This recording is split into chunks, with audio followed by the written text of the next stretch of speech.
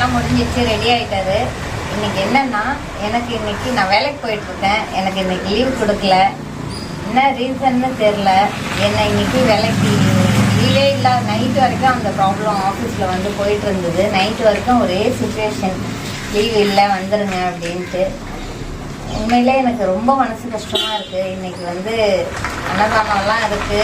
இன்றைக்கி ஒரு ஸ்பெஷலாக அன்னதானம் வேறு பண்ண வேண்டியது இருக்குது. ஆனால் இன்றைக்கி அவர் என்னை ஆஃபீஸ்க்கு போக வைக்கிறாரு. எப்படி எனக்கு ரொம்ப அழுகையாக வருது.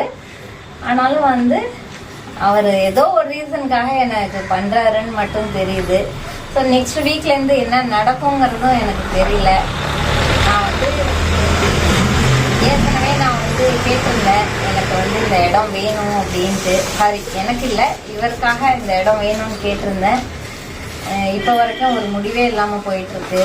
அது எப்போ தான் அந்த முடிவு பண்ணுவாருங்கிறதும் வந்து தெரியல. என்னால் வந்து பேசவும் முடியல, என்ன சொல்கிறதுன்னு தெரியல. ஸோ வியாழக்கிழமை மட்டும்தான் இப்போதைக்கு நாங்கள் பண்ணிட்டுருக்கோம். மற்ற நாள் எல்லா மார்னிங் மட்டும் பண்ணிவிட்டு நாங்கள் கோயிலுக்கு மூடிடுறோம். மற்ற பூஜை எப்பவுமே வந்து பண்ணுறதில்ல. பௌர்ணமி பூஜை போயிட்டு இருந்தது, அதுவும் வந்து இப்போ வந்து விட்டாச்சு. இயர்லி ஃபங்க்ஷன் மட்டும்தான் இப்போ பண்ணணும்னு முடிவு பண்ணியிருக்கோம். அதுவும் என்ன பண்ண போகிறாருன்னு வந்து தெரியல. நாங்கள் வந்து வெளியில் இடம் கேட்டிருந்தோம். 2-3 பேர் ரொம்ப லாங்கில் வந்து சொன்னாங்க.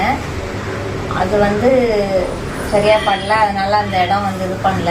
நான் வந்து வேறு யாருக்காவது உங்களுக்கு வந்து இடம் இருந்ததுன்னா கொடுங்க, 1000 ரூபாய் வந்து இடம் மாற்றலாம் அப்படின்னு நான் கேட்டிருந்தேன். எதுவுமே வந்து ஒரு முடிவே இல்லாமல் போயிட்டுருக்கு. சரி, ஓகே, பார்க்கலாம் நம்ம என்னங்கிறது. சாயராம்.